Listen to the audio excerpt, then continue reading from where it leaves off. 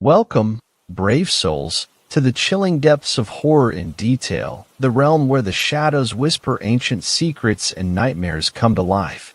I am your guide through the darkness, and on this channel, we delve into the spine-chilling world of Skinwalker horror stories that will send shivers down your spine.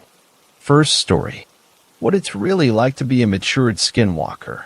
I tried to jot down all the explanation that came to my mind last night, and rereading it made me realize it was oddly difficult for others to understand. So perhaps this time I would start the story way back when I was first born and work my story up to now, as a not-so-human human. I'm a Skinwalker, or I figure that's what I'm called. Yep, that scary folklore kind of Skinwalker. First, let's clarify. No, we are not dogs with no tail or guys who walk on fours. We are not witches. We are not, once human, either. What you have read and watched online are lies, adaptations, and exaggerated versions of Skinwalkers during our early state of development. Think of a toddler learning to walk and talk. Being a dog, a fish, a deer, a bird, half a bird, or even the first few humans was our toddler phase. We were learning to mimic. I was born a spherical fleshy core the size of a pea, with an eye, a tail, and a mouth. A round red lump of tadpole red meat creature capable of seeing, eating, and doing some extraordinary things to survive. It is hard to have one word that describes what Skinwalkers do as infants. In fact, I don't think we even have a word for that. So I will try to break it down so everyone can understand the step-by-step process of us growing up.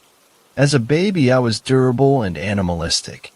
I had a strong tail that allowed me to spring and jump like crickets, but it was instinct not to jump, as it requires energy to do so, and as a newborn you don't have the luxury of carbs.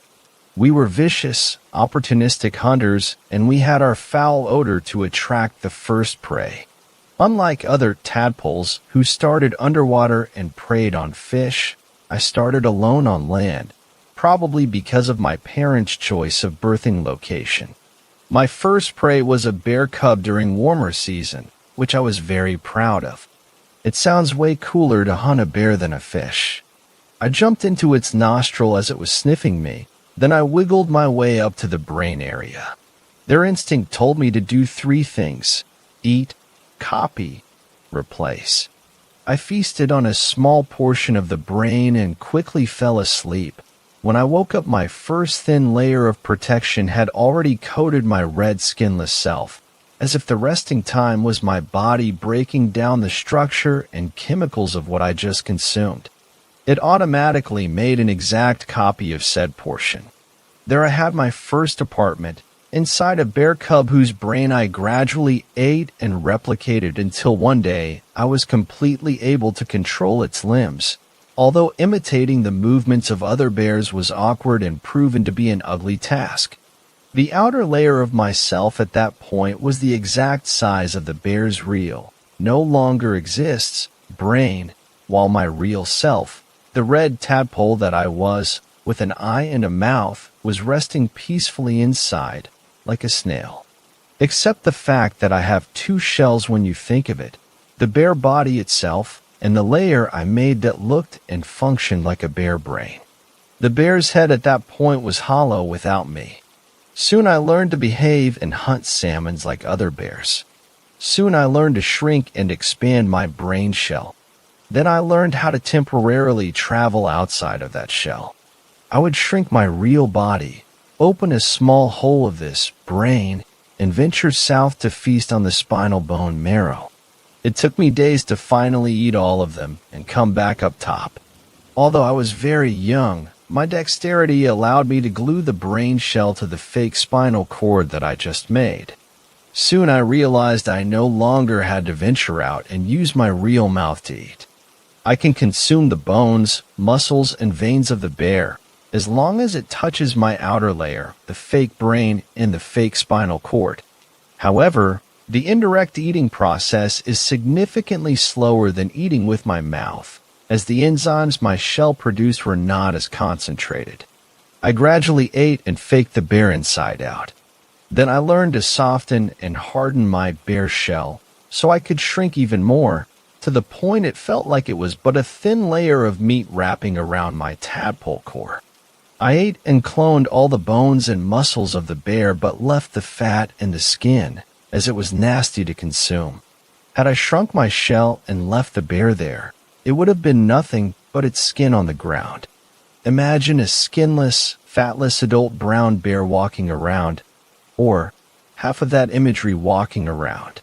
The tales of skinwalkers being dogs with no lower half, deer with no tail, humans who walk on fours probably stemmed from there. People saw our very first attempts to mimic living creatures, and we weren't so masterful at disguising. Again, we were toddlers. I didn't leave the bear and venture out as a skinless monstrosity, though. I lived in my comfortable home for a long while, until one day I smacked a domestic dog unconscious at night. I shrank all of myself as much as possible and left the deflated bear via its mouth.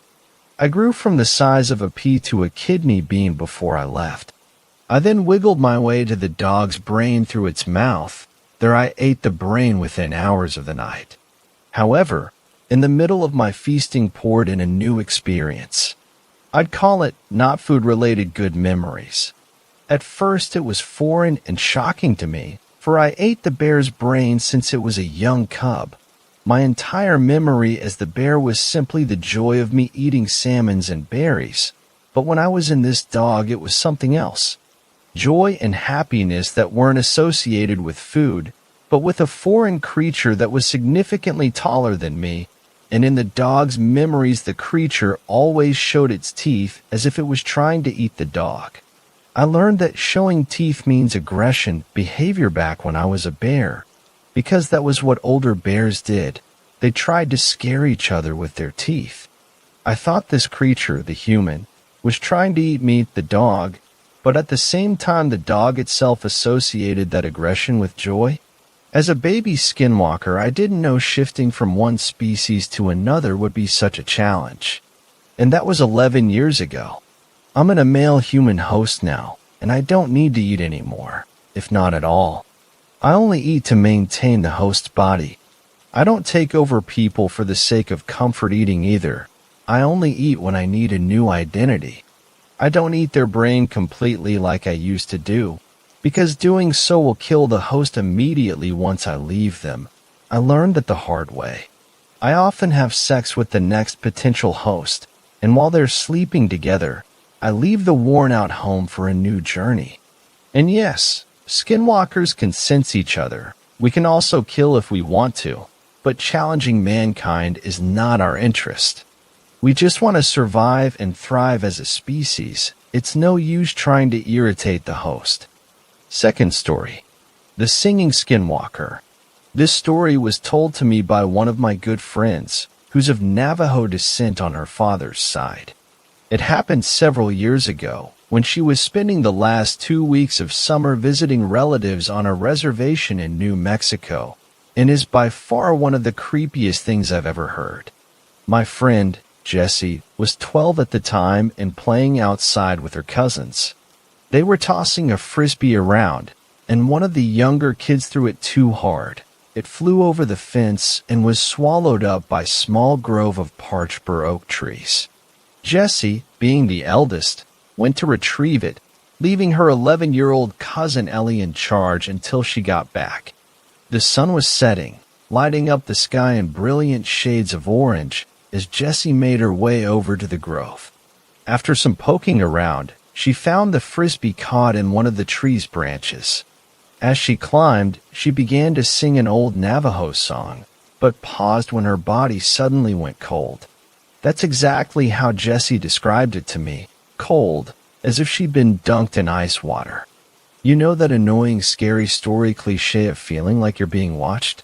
Well, it's only cliche because it's true. Jessie could feel a pair of eyes following her even when she looked around her and saw nothing.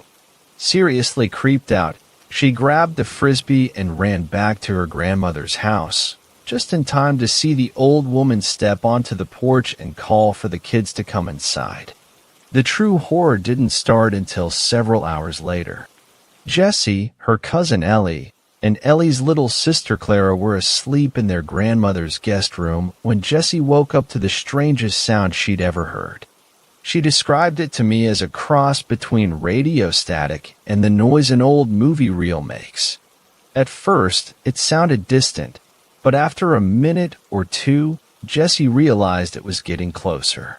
Beside her, Ellie rolled over and muttered, "What is that?" "Don't know," Jessie whispered. The girls waited, holding their collective breath. By now, the sound was right outside the window, and Jessie realized it was singing. At this point in her retelling of the story, Jessie went white and began glancing over her shoulder. She told me the song was the exact same one she'd been singing in the tree grove earlier. It sounded so wrong, she said, rubbing her arms as if a cold breeze had rushed by her. "Remember when we listened to that clip of the very first recording of a human voice? How weird it sounded." When I nodded, Jessie added, "It was like that, but a little clearer. Somehow, that made it even worse." Jessie and Ellie were both terrified, while Clara, unaware, slept on. Through the thin blue curtain over the window, they could see the dark shadow of something peering in at them. To this day, Jessie can't explain what motivated her to get up and see for herself, since she was scared shitless. Ignoring Ellie's protests, she slid out of bed and walked across the room on shaky legs. As soon as she drew back the curtain, she regretted her decision. Staring back at her was the most horrifying creature she had ever seen. It had the head of an emaciated deer, with antlers like dead tree branches and eyes so black they seemed to absorb the faint silver moonlight. It had a scrawny humanoid body with abnormally long arms and legs, and as Jessie stood there, caught in its hideous gaze, it raised a clawed hand and scratched at the window with a horrible screeching sound that made Jessie's skin crawl. It was Ellie's scream that jolted Jessie out of her terrified stupor. She stumbled back from the window and landed on the carpeted floor. Clara woke up and began screaming too. Then their grandmother ran in and turned on the light. The thing at the window had vanished, leaving behind 3 long scratches in the glass and 3 terrified little girls. Jessie's grandmother managed to calm the hysterical children enough so they could tell her what had happened.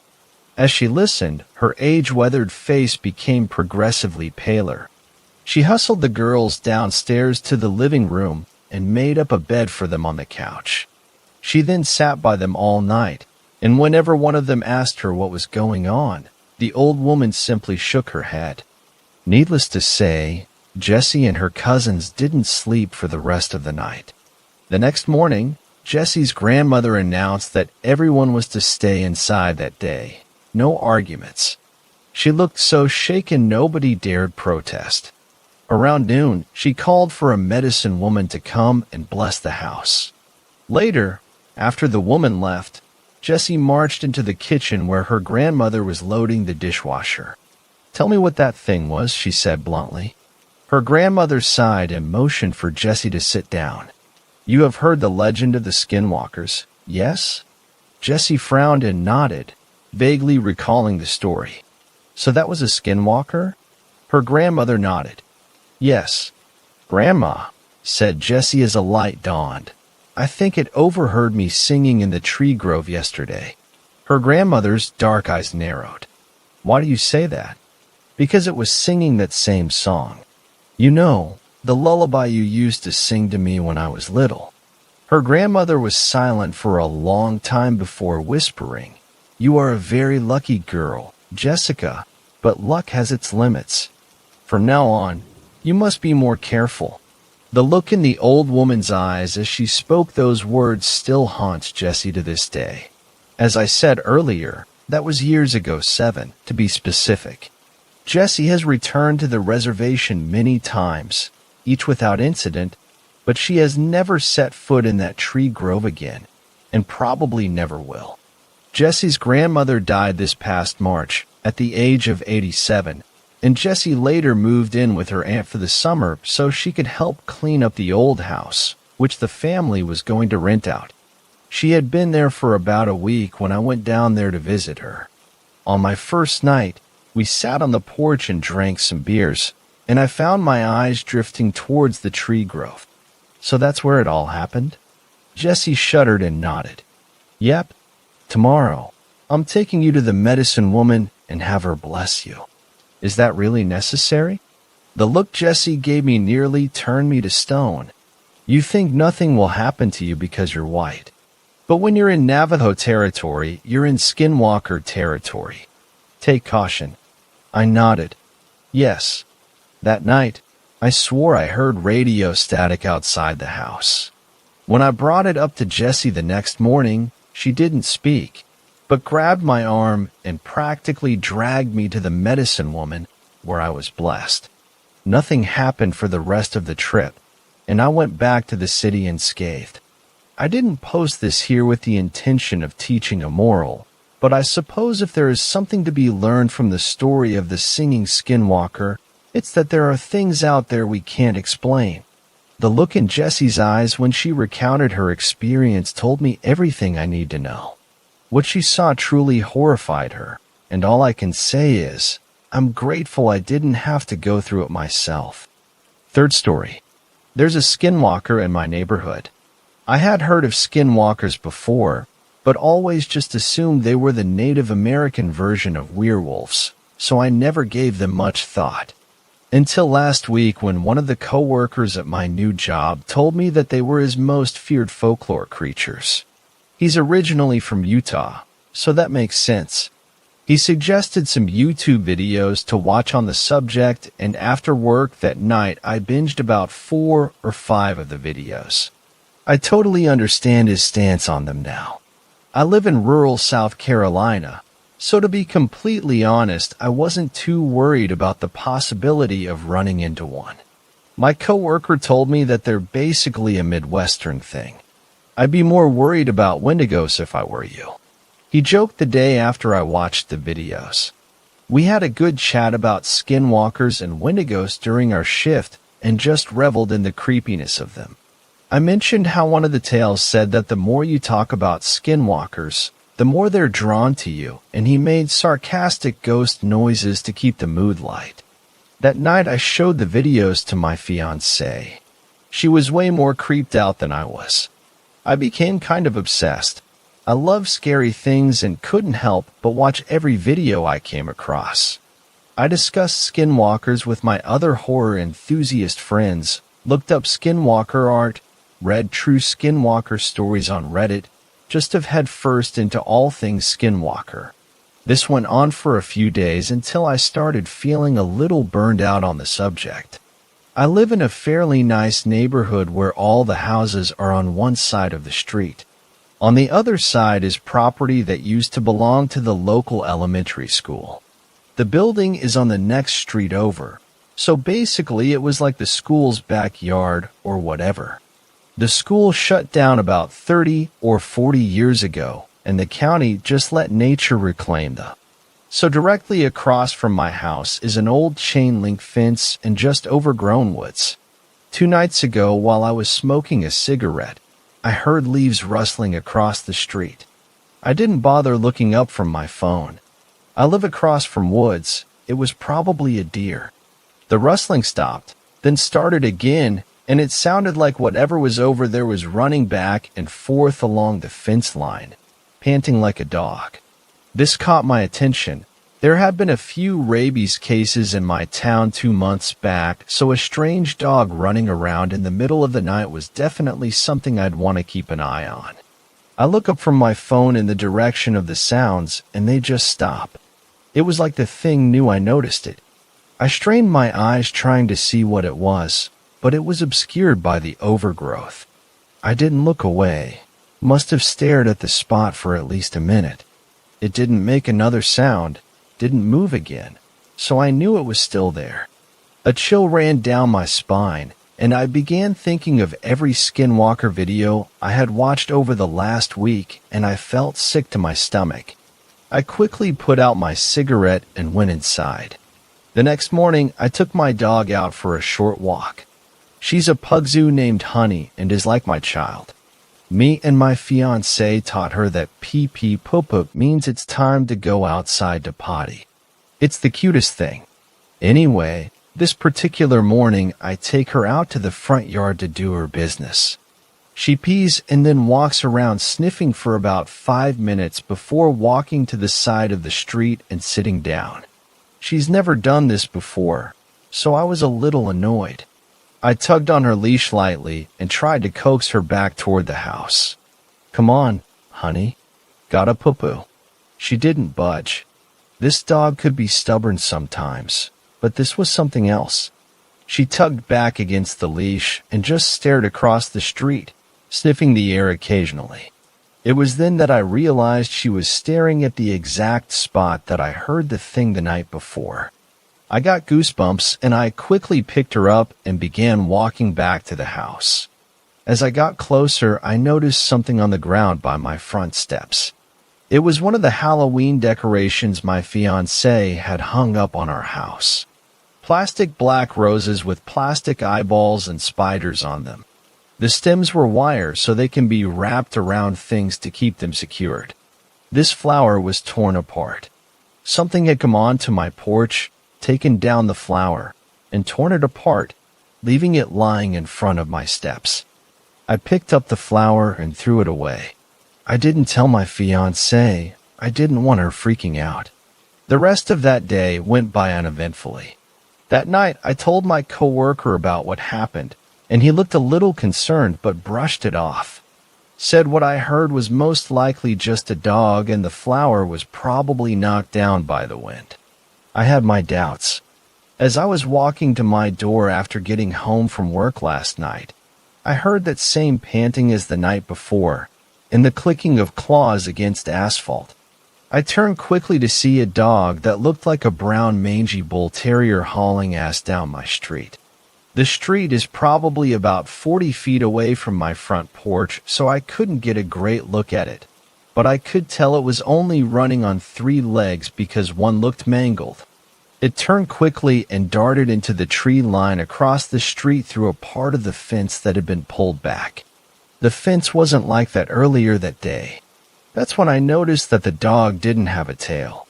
I almost threw up. Skinwalker legends say that when they take the form of an animal, they never have tails. I tried to rationalize it to myself. Maybe it just had a stub tail that I missed because it was running. I immediately went inside. My fiancée was sitting on the couch petting Honey. She could see I was upset and asked me what was wrong. I told her nothing, just almost got clipped by a car before I pulled into the driveway. She got up, hugged me, and cursed the person that almost hit me. She asked me if I could take Honey out for pee-pee poo-poo because she had been creeped out by all the spooky videos we've been watching and didn't feel comfortable going outside at night by herself. Honey perked up. She ran to the door and looked between me and the door, whining excitedly. I stared down at her for a moment before agreeing to it. I'll just keep her close to the porch, I thought. We walked off the porch and she immediately tried to walk to the street. I tugged on the leash and she tugged back. She eventually moseyed to the edge of the porch and peed. After, she began walking around sniffing. I told her the usual line. Come on, honey. Gotta poo-poo. She huffed at me, sniffed around some more, and eventually started pooping. I was on edge the entire time we were outside, but being around her helped calm me down a little. Then I heard it from across the street. Come on, honey. My voice, in the exact same tone and inflection as I had just said it. It sounded staticky, like an old radio broadcast, but it was definitely my voice. Honey stopped what she was doing and stood alert. She looked over to me and cocked her head. Come on, honey. Gotta poo-poo. Again my voice called from across the street. Honey began whining, looking from me to the woods across the street. I picked her up and began backing up to the steps, not taking my eyes off the part of the fence that had been pulled back. Honey, come. The voice sounded firm now, like it was getting aggravated. Honey squirmed in my arms, whining. I didn't know if she was trying to get out to go to the voice or to run inside, but I wasn't taking any chances. I turned and bolted up the steps into the door. As I walked inside, I turned one last time to look across the street. There, standing in the part of the fence that was pulled back, was the dog. Its eyes were glowing a dull orange, and it had its teeth bared. The face was all wrong, like someone had taken a distortion tool and just dragged around random features. Once again, I didn't tell my fiancée. Stupid horror movie cliché shit, I know. But I really don't want her losing her shit. I just told her there's a strange dog running around the neighborhood, so to not take Honey out at night. Later last night, after we had gone to bed, I woke up to the sound of footsteps pacing back and forth outside my window. Against my better judgment, I rolled over to try and see it. I don't, but the pacing stops. Come on, honey, my voice called out, cutting through the quiet of the night. I prayed my fiancée didn't hear. It called out 2 more times before I heard it walking away. I didn't sleep a wink the rest of the night. Today, when I get to work, I'm going to ask my coworker what I can do to get rid of this thing. I'm scared. I don't think there's a way. If anyone knows anything, please let me know. 4th story. The Wolf at Skinwalker Ranch. My wife and I were sitting on the front porch after a long day of moving furniture and boxes into our new house. We were tired, red-faced, and sweating after sharing the burden between the two of us. The sun was setting on the horizon as we sipped our warm beers and looked out over the landscape of our newly acquired ranch. Fields stretched off into the distance as far as the eye could see, not a neighbor in sight for miles. The cows were grazing, looking unhappy, their tails hanging straight down as they ignored the fresh grass all around them. I figured they were just upset from the long move. "Why do you think they needed so many locks?" my wife asked, taking a sip of her beer. It was the elephant in the room, so to speak, and I had to admit I was curious about it as well. Every door in the house had a deadbolt on it, inside and out. Not only that, but the windows were shielded by thick iron bars. The old owners had left long before we could ask them about it. The folks who lived here before were probably paranoid about home invasions so far from the city. "We'll take them down, and I'll fill the screw holes with wood putty. We'll paint them over, and they'll be good as new. You wanted to redo the trim anyway. And the bars on the windows? That'll take a bit more work, but I can get it done before the weekend. I'll just have to run over to the hardware store to grab a few things. I can't find some of my tools. Maybe they got lost during the move." My wife was no longer paying attention. She was staring at some point far off in the distance. "What's that?" she asked, pointing. I followed her finger and looked to see a large gray wolf moving in the fields. It seemed to be stalking deliberately toward us, marching at a steady, quick pace. It came to a fence and did the strangest thing.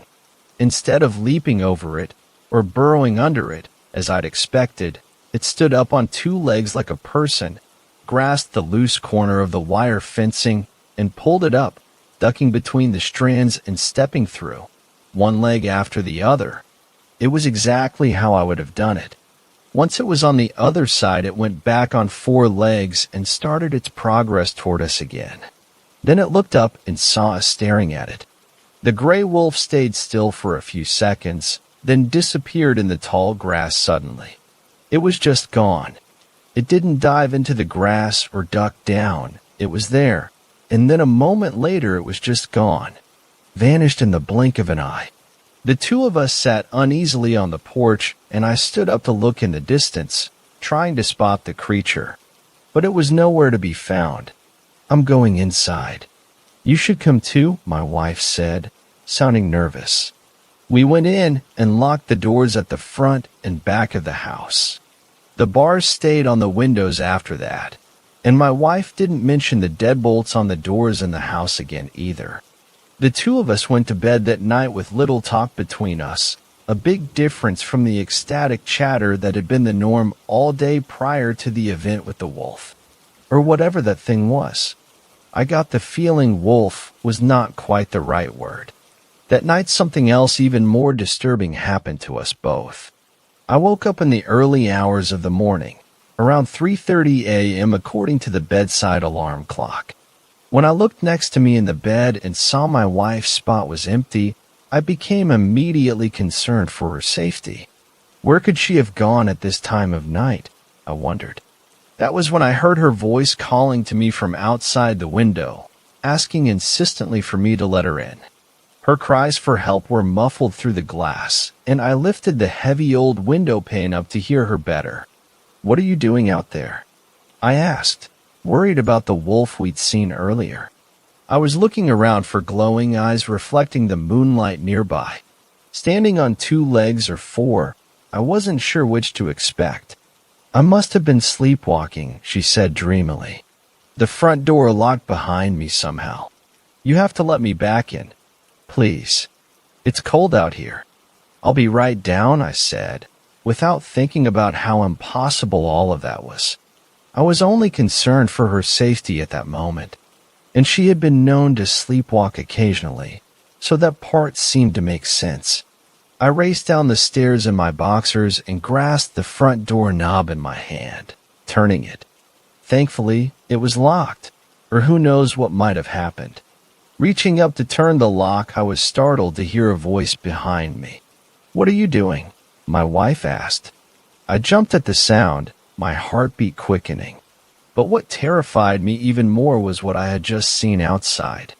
Given the time frame it had taken me to get downstairs, it was impossible that it had been her. It was like someone else had been out there, wearing her skin and speaking in her voice. Looking at the woman standing in front of me, I had no doubt it was Christine, my wife. Panting, I walked over to her and hugged her tightly. "What's wrong?" she asked. I didn't answer, afraid she would think I was losing my mind. Some things we don't share with anyone, not even our significant others. We take them to our grave, afraid that if we speak of them out loud it will make them true, and it will make the source of the impossible things return. So instead I just took her hand and led her up the stairs, looking back nervously over my shoulder at the front door, waiting for the sound of a key turning in the lock, or the sound of it being broken down by powerful forces beyond my control. Instead, there was a gentle knock, polite almost at first, but then the fist began to pound against the front door of the house louder and louder, more and more insistently.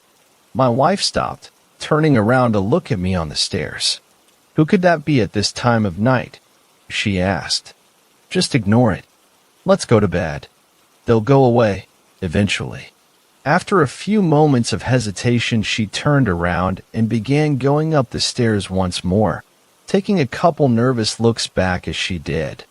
We kept walking up the stairs as the pounding continued, devolving into steady scratching noises that didn't cease until daybreak. "What were you doing down in the basement last night?" my wife asked at the breakfast table the next morning. Neither one of us mentioned the sounds at the door the night before. We were both trying to act like it had never happened. In the light of the morning, it seemed like a shared hallucination. A bad dream brought on by warm beer and too much time spent moving boxes without enough assistance. "In the basement?" "I wasn't in the basement," I told her. "Yeah, you were. You were calling my name, asking me to come down there." I looked at her with concern. "When was this?" "Right before I found you at the front door. I figured I just missed you, that you found whatever you were looking for down in the basement and went into the kitchen for a snack or something. But then I found you by the front door. I was never in the basement last night." She looked at me, puzzled. "Of course you were. Who else would have been calling for me from down there?" I debated telling her what I had seen outside and decided I probably should. We were clearly dealing with something very strange here, and we needed to be on the same team if we were going to figure it out. "Christine, did you go outside at all last night?" "No." "What does that have to do with Dash?" "Okay. So, here's the thing. I saw you outside. At the same time when you were going down to the basement, you were calling to me from out front, saying you had been sleepwalking and you were locked out. That's why I was at the door. I never went down to the basement, and I don't think that was really you outside, either. I think there's something else causing all this to happen. What the hell could cause that to happen? I opened my mouth to answer when there was a polite rapping at the door. The two of us sat dead silent for a few moments, unsure what to do. The knocking came again, and I heard a man's voice, muffled through the door, saying, "There's a car here. Maybe they're out in the fields. Should we just leave it on the doorstep?" A woman's voice asked. "I don't like being here any more than you do, but that seems a bit rude. Maybe we should come back." Christine and I both stood up, sensing that this was not the same entity from the night before. I don't know how I could tell, but I just could. This wasn't an evil presence, it was just some neighbors coming by to welcome us. And they sounded like they might know something more than we did about the ranch and its mysteries. I opened the front door and saw a man and woman with their backs turned, walking away from us. They spun around when they heard the sound of us opening up. "Oh, hi there. We're the Turnbulls. We live down the road. Technically next door, as if there is such a thing out here. But we do share an easement with you to access the river. Jack takes the cattle down that way sometimes for a change of scenery." The man put his arm around his wife's shoulder and whispered something in her ear. She abruptly stopped talking, realizing that she was rambling on nervously. "Sharon, I'm sure they don't want to get into all that. We just wanted to stop by and welcome you to the neighborhood, so to speak. It's nice to have another couple living next door again. This place has been empty for so long." My wife and I looked at each other with surprise. As far as we knew, the place had been occupied right up until our arrival. It hadn't shown signs of disrepair or neglect, so we'd had no reason to think otherwise. Really? No wonder the place was such a bargain. How long was it empty for? The man and woman shared a look. "Oh, not that long. A few years. Anyways, we just wanted to bring this casserole. We have a few errands to run, but it was great meeting you both. Come on by our place anytime. We're number 56981. The next driveway on your side. Up that way," the man said, hooking his thumb eastward. I had never seen anyone introduce themselves and run so quickly. I tried not to take it personally. "It was so nice to meet you both," the woman said, taking a few quick steps towards my wife and handing her the casserole dish. "You can keep that dish, by the way. It's Pyrex. Great for casseroles."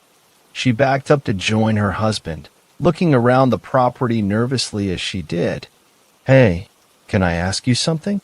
The two of them looked ready to run back to their car, but they stopped and nodded, shifting on their feet anxiously and waiting for me to speak. "Have you ever seen anything?" How should I put this? There's been a couple weird occurrences since we moved in, and I was just wondering if you could tell us anything. Is this place haunted? Is that why it was so cheap? I can tell you guys are nervous. Just give us something to work with. Please. We're getting a little freaked out." The woman looked pleadingly at her husband. He nodded to her, and she went back to the car and got in the passenger seat where she sat darting her eyes around from side to side. "What exactly did you see?" the man asked. "Wait, no. Don't tell me. It's better if we don't speak of them. They know when you talk about them. It's better if we don't." "Well then, how do we get rid of them?" "You don't. These things have been around a lot longer than you or me. My wife and I get our share of strange events on the ranch next door too, but not as bad as here. This place. Well, there's something here that makes it special, and not in a good way, I'm sorry to say. I'd tell you more, but it would only make things worse. It always does." There was a sound of knuckles rapping against the glass, and I looked to see his wife banging on the car window, looking with wide eyes at us and pointing into the distance towards the fields. My eyes followed where she was pointing, and I looked to see the large gray wolf was back, and it was moving towards us again. I told you, we're not meant to speak of them. I need to go. The two of you should decide soon if you want to stay. This place will change you, and it will take things from you. You only get so long to decide. If you wait to see what the changes will be, it will already be too late. Trust me." With that, he turned away and went back to his car. He started the engine and drove off much quicker than I would have thought, safe on the dirt driveway, swerving and leaving a cloud of dust hanging in the air around us, obstructing my view for a few seconds. When I turned around again, the wolf was much, much closer. It was about 50 yards away and closing in fast. It was looking at me intently. My wife was running back towards the house, yelling at me to come, but I was frozen, watching the wolf as it stood on its hind legs again. Not a wolf. Stop calling it a wolf. It's not a wolf. It's just trying to fool you into thinking that's what it is. But it's so much more dangerous than that. I tried to take a step, but my legs wouldn't budge. My eyes were locked on the wolf as it began to stalk towards me, no longer an animal, but something else wearing an animal suit. The ancient leathery-skinned humanoid beneath the wolf armor could be glimpsed occasionally as it strode like a hunter in my direction, taking long steps, moving low to the ground. The fur pieces were simply strapped onto it like clothing, the wolf head strapped on like a hat. "What are you doing? Get in here." My wife yelled one more time, and my foot suddenly started to move. As soon as it did, I found I was unfrozen and finally able to start running, and not a second too soon. The house was close, but the thing was fast. When it saw me beginning to run, it became a wolf again in an instant. The idea that it was anything but that seemed ludicrous as I watched it race towards me on all fours, its snapping jaws dripping saliva as it dove to cut me off. This thing was a massive gray wolf, through and through. It could be nothing but that. And yet my eyes had begged otherwise just a moment before. If not for my wife, it might have gotten me. But she saw what was happening and took a large rock we had been using as a doorstop and threw it straight at the thing's head. It missed, hitting the beast in the shoulder instead, but it was enough to drive it back for a brief second, which was all I needed. I ran into the house and slammed the door shut behind me. An instant later, the scratching began again. Soon there was another one at the back door, scratching it as well. The sounds continued for hours. When the noises stopped and I finally ventured outside again, I found that 3 of the cattle had been killed.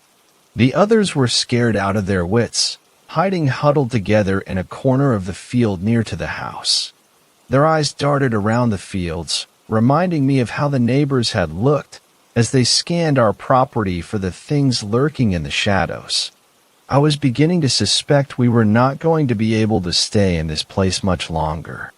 Even if we could survive, this was no way to live. That night, my wife and I sat in the living room with all the blinds and curtains drawn, discussing what we would do. The house wouldn't sell quickly, that much was obvious based on the neighbors' statements. The two of us decided we would leave in the morning, regardless.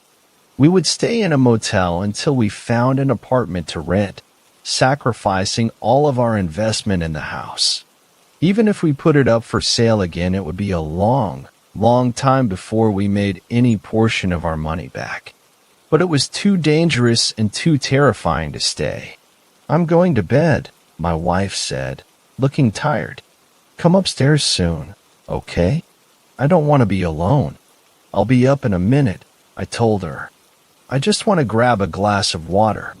She nodded sleepily and went up the stairs slowly, looking depressed. We had dreamed about this move for so long, and now it was all coming to ruins. I felt sad about it too. I went into the kitchen and poured a glass of water. After drinking it down in one long gulp, I decided I needed another. It had been a long day, and I'd been too distracted to drink anything. A noise came from upstairs, a scraping sound like claws. Setting down the glass, I turned around and listened closely.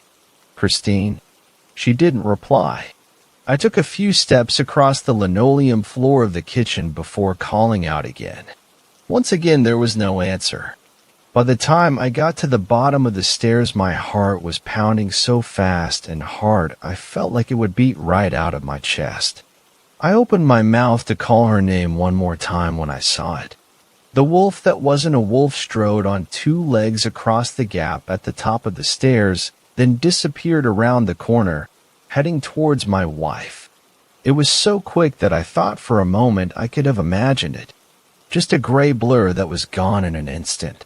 If not for the fact that it looked down the stairs at me and smiled, its long canines gleaming in the light. Its eyes were pure blackness. I ran up the stairs as fast as I could, terrified of what it would do to her. When I got to the second floor, I looked down the hall to see all of the doors were closed. It was as if the whole thing had really been just my imagination. Taking an unsteady step towards the bedroom, my heartbeat did not slow down even slightly. My hand was shaking as I reached for the doorknob, turning it and entering the master bedroom. I entered hesitantly, finding the room dark and my wife asleep in bed. Part of me wanted to wake her up, but for some reason I didn't. "It will be fine. Just go to bed," my irrational thoughts said.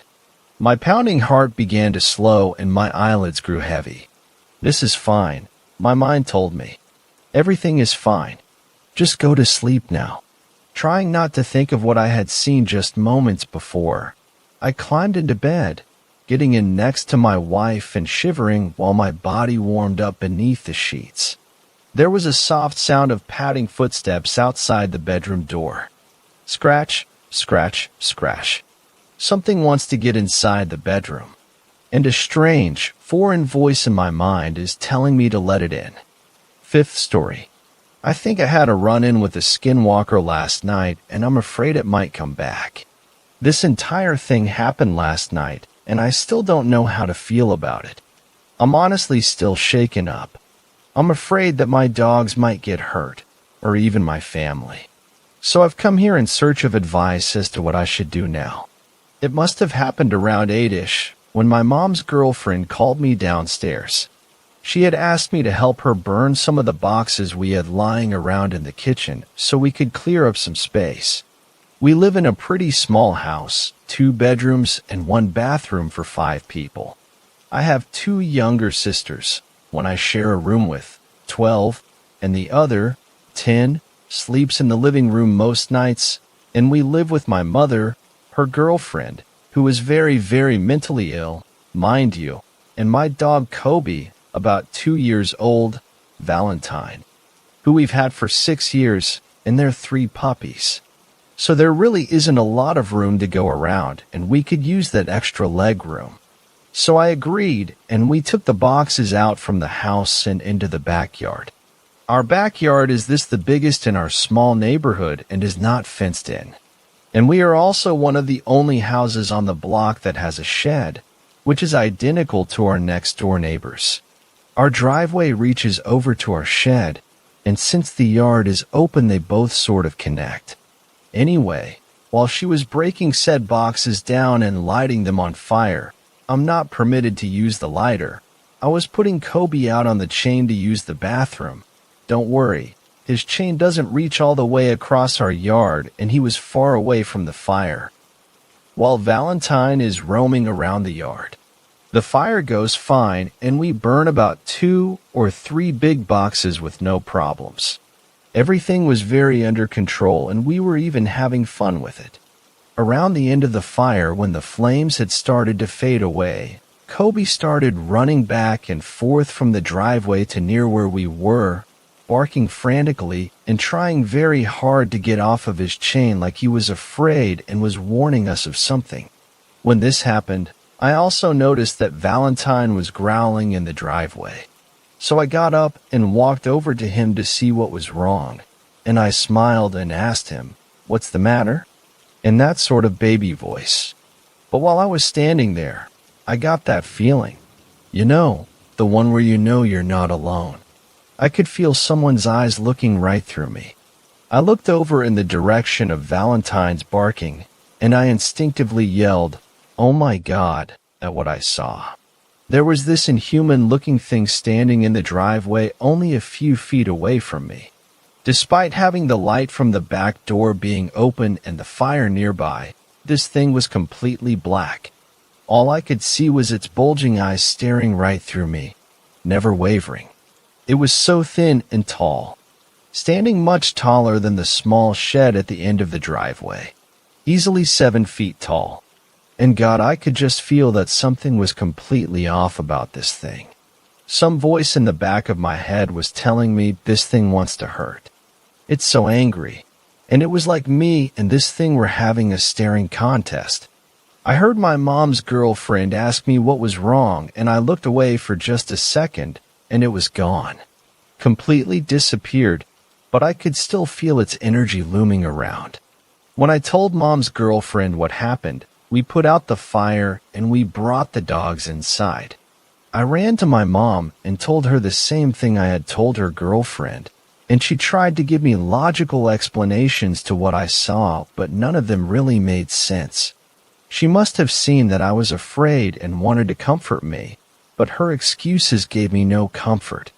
After that, I went up to my room with Kobe and I tried to shake off that feeling that thing had left me with, but honestly I couldn't. I was struggling for a while.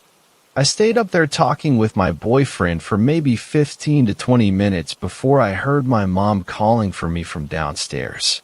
Her and her GF had gotten into a fight, and she had locked herself in the bathroom. Mom was fine with it and simply told me to keep an eye on the food while she went to pick up my sisters from their friends' houses. So I said, okay, and went to do so while she left out the front door. Not even 2 minutes later, my mom comes rushing back inside and I hear her walk into the hallway where the bathroom is and say *girlfriend's name*. There's something standing outside watching the house and my heart sank. She finally believed me. So GF comes out from the bathroom and says that she had seen the same thing trying to peek into the windows from the bathroom, and she immediately ran to their room to grab her metal bat, and she ran out the back door, screaming. If anybody's out here, I'll bash your fucking head in at the top of her lungs. Regardless of the situation, my mom still had to pick up the kids. So I walked her out to the car, then quickly retreated back inside and grabbed a hammer from the closet. Kobe started slamming himself into the back door, screaming bloody murder out of absolutely nowhere. I had never seen him do anything like it before. So reluctantly, I put him on his chain so he could protect the GF while she was on the lookout. While this happened, I hid myself in the bathroom, since it's one of the only rooms in the house with a working lock, and I called my grandma who was at work and told her everything. She's a huge believer in this kind of stuff, just like I am. So she listened to what I had to say and tried to calm me down since I was absolutely losing my shit. I am normally a pretty mature and rational person, but I just felt so unsafe and everything felt off. Just when things started to calm down, the girlfriend comes running into the house and tells me urgently that something had broken the basement window from the outside and she was afraid it had gotten into the house. So I hung up on Grandma after saying goodbye, had 911 on speed dial, and we went to check. Didn't see anybody. Searched around the house and nearby and found nothing. It was like this thing was taunting us. The kids and Mom came back and still things had seemed to cool down, but I could still feel that off and uneasy feeling. Like it wasn't actually gone. Like it was waiting for the right opportunity. Grandma had called me back to say that she would be taking me to her house for the night, as I'm homeschooled unlike my sisters, and it wouldn't be an issue. The kids would sleep upstairs with doors locked, Kobe with them, and the hammer I had from before. Grandma came and picked me up after work, and on the way to her house she told me that while I was explaining all this, the hairs on her arms had stood up, and she could feel the negative energy that I was telling her about. Like she knew exactly how I felt when I said something was definitely wrong and unnatural about this thing that was tormenting us. Later on this morning, I got a call from Mom saying that after I left she had invited some friends over to keep her company, ones with conceal and carries, and she had went to grab something from the kitchen, which is where the back door is located. And she heard Kobe's chain rattling outside and something's weight shifting on the back porch right next to the door, when everybody was inside and Kobe was upstairs. I don't know. Laying in bed and thinking about it, I think that this thing was trying to latch itself to the dogs, and that's why Kobe felt the need to be outside. He's been keeping very close to me since I've come home, and I have been very wary about going outside by myself while it's dark. I just came here hoping that someone could offer some sort of advice as to what I should do. I've dealt with paranormal stuff practically my entire life, and this feels completely different. If anybody knows what I should do, please reach out or comment on this post. I'm desperate to protect my family. Thanks a lot for watching the video till the end. Subscribe to our channel Horror in Detail. Drop your opinions/suggestions in the comments section, and like the video as it helps with the YouTube algorithm.